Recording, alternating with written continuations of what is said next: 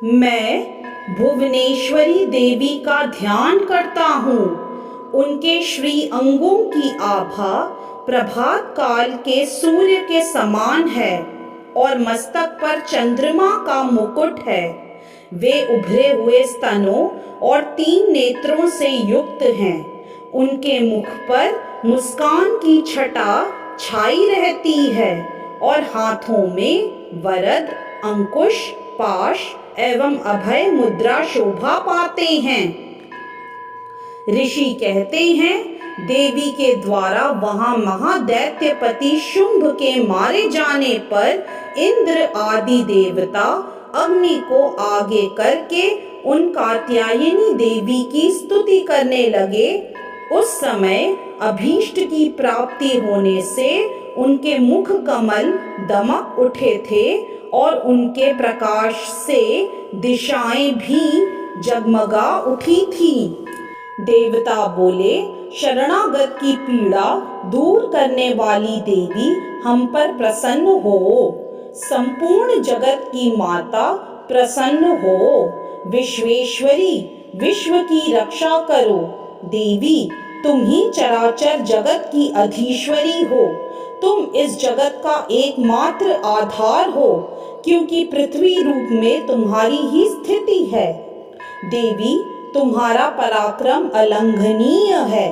तुम ही जल रूप में स्थित होकर संपूर्ण जगत को तृप्त करती हो। तुम अनंत बल संपन्न वैष्णवी शक्ति हो। इस विश्व की कारणभूता परा माया हो। देवी, तुमने इस समस्त जगत को मोहित कर रखा है। तुम ही प्रसन्न होने पर इस पृथ्वी पर मोक्ष की प्राप्ति कराती हो। देवी, संपूर्ण विद्याएं तुम्हारे ही भिन्न भिन्न स्वरूप हैं। जगत में जितनी स्त्रियां हैं वे सब तुम्हारी ही मूर्तियां हैं। जगदम्ब, एकमात्र तुमने ही इस विश्व को व्याप्त कर रखा है। तुम्हारी स्तुति क्या हो सकती है? तुम तो स्तवन करने योग्य पदार्थों से परे एवं परावाणी हो। जब तुम सर्वस्वरूपा देवी स्वर्ग तथा मोक्ष प्रदान करने वाली हो, तब इसी रूप में तुम्हारी स्तुति हो गई।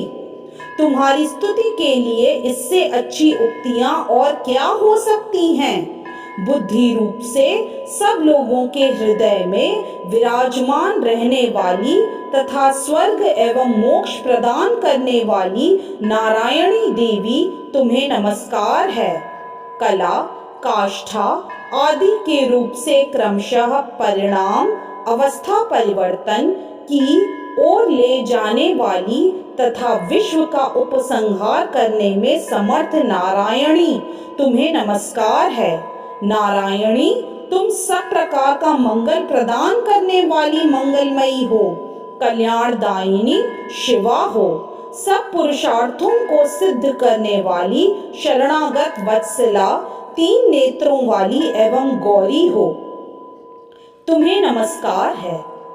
तुम सृष्टि, पालन और संहार की शक्तिभूता सनातनी देवी, गुणों का आधार तथा सर्व गुणमयी हो।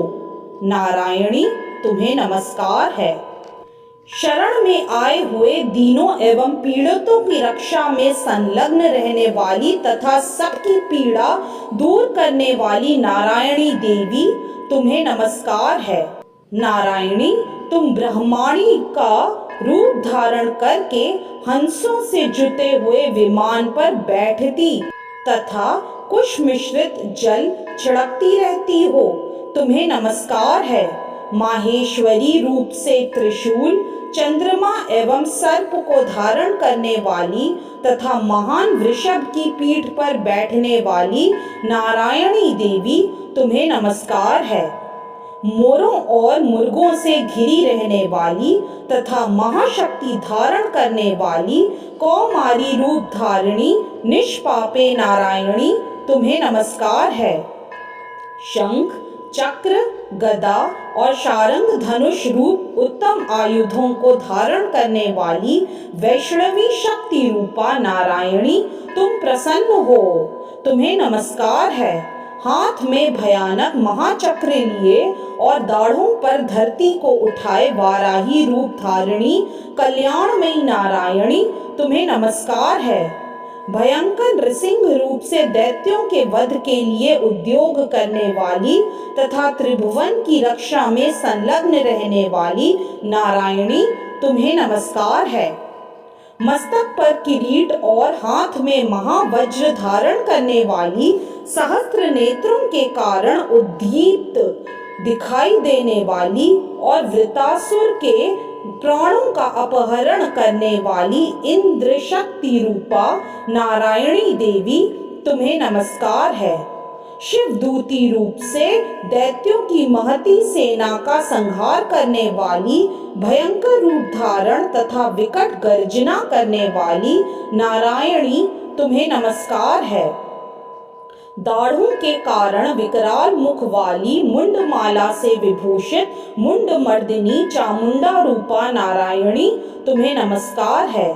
लक्ष्मी, लज्जा, महाविद्या, श्रद्धा, पुष्टि, स्वधा, ध्रुवा, महारात्रि तथा महाअविद्या रूपा नारायणी, तुम्हें नमस्कार है।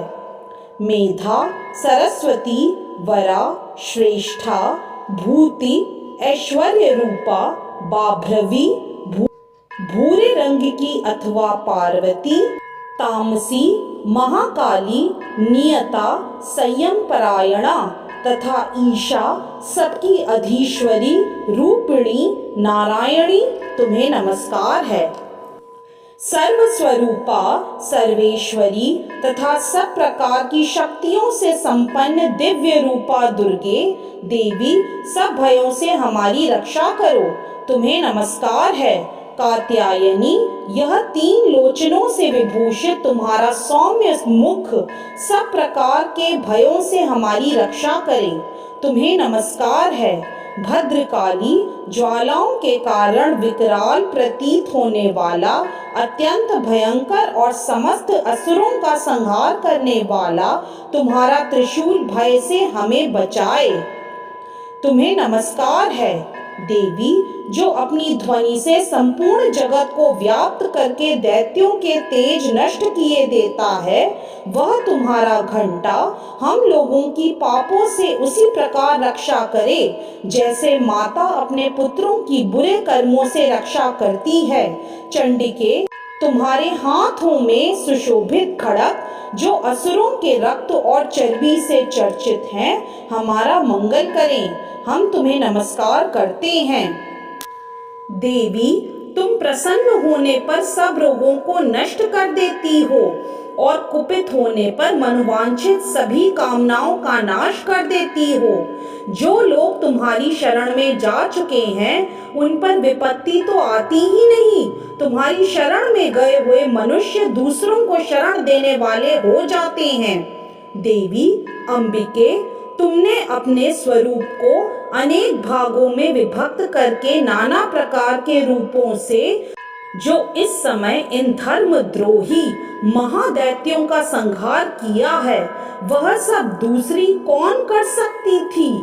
विद्याओं में ज्ञान को प्रकाशित करने वाले शास्त्रों में तथा आदि वाक्यों वेदों में तुम्हारे सिवा और किसका वर्णन है, तथा तुमको छोड़कर दूसरी कौन ऐसी शक्ति है जो इस विश्व को अज्ञानमय घोर अंधकार से परिपूर्ण ममता रूपी गड्ढे में निरंतर भटका रही हो, जहाँ राक्षस, जहाँ भयंकर विष वाले सर्प, जहाँ शत्रु, जहाँ लुटेरों की सेना और जहाँ दावा नल हो, वहाँ तथा समुद्र के बीच में भी साथ रहकर तुम विश्व की रक्षा करती हो।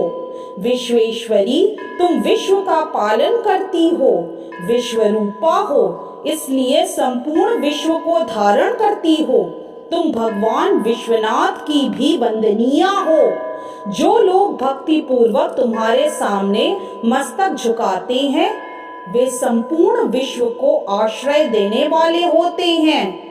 देवी प्रसन्न हो, जैसे इस समय असुरों का वध करके तुमने शीघ्र ही हमारी रक्षा की है, उसी प्रकार सदा हमें शत्रुओं के भय से बचाओ।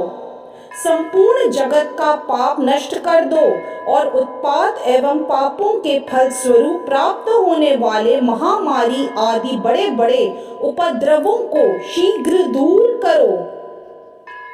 विश्व की पीड़ा दूर करने वाली देवी, हम तुम्हारे चरणों पर पड़े हुए हैं, हम पर प्रसन्न हो। त्रिलोक निवासियों की पूजनीय परमेश्वरी, सब लोगों को वरदान दो। देवी बोली, देवताओं, मैं वर देने को तैयार हूँ। तुम्हारे मन में जिसकी इच्छा हो वह वर मांग लो। संसार के लिए उस उपकारक वर को मैं अवश्य दूंगी। देवता बोले, सर्वेश्वरी, तुम इसी प्रकार तीनों लोकों की समस्त बाधाओं को शांत करो और हमारे शत्रुओं का नाश करती रहो। देवी बोली, देवताओं, वैवस्वत मनवंतर के 28वें युग में शुंभ और निशुंभ नाम के 2 अन्य महादैत्य उत्पन्न होंगे।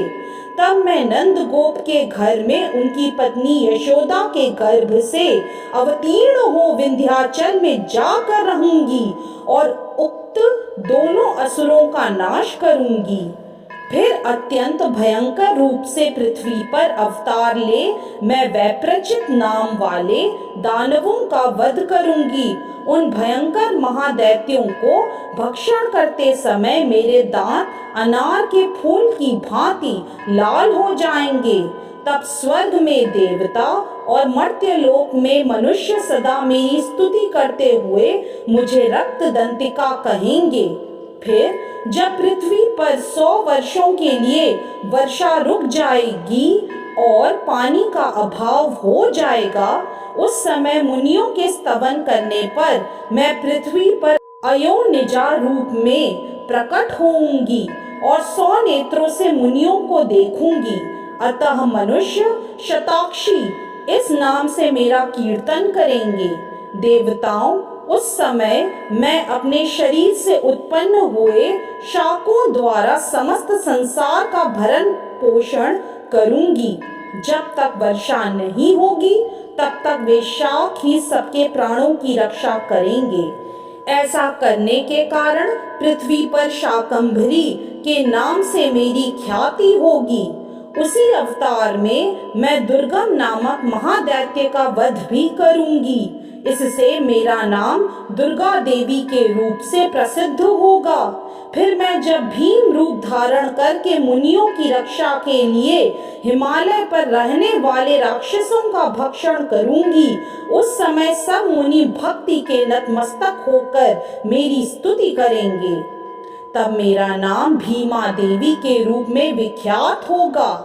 जब अरुण नामक दैत्य तीनों लोकों में भारी उपद्रव मचाएगा, तब मैं तीनों लोकों का हित करने के लिए 6 पैरों वाले असंख्य भ्रमरों का रूप धारण करके उस महादैत्य का वध करूंगी। उस समय सब लोग भ्रामरी के नाम से चारों ओर मेरी स्तुति करेंगे। इस प्रकार जब जब संसार में दानवी बाधा उपस्थित होगी, तब तब अवतार लेकर मैं शत्रुओं का संहार करूंगी। इस प्रकार श्री मार्कंडेय पुराण में सावर्णिक मनवंतर की कथा के अंतर्गत देवी महात्म्य में देवी स्तुति नामक 11वां अध्याय पूरा हुआ। जय माता दी।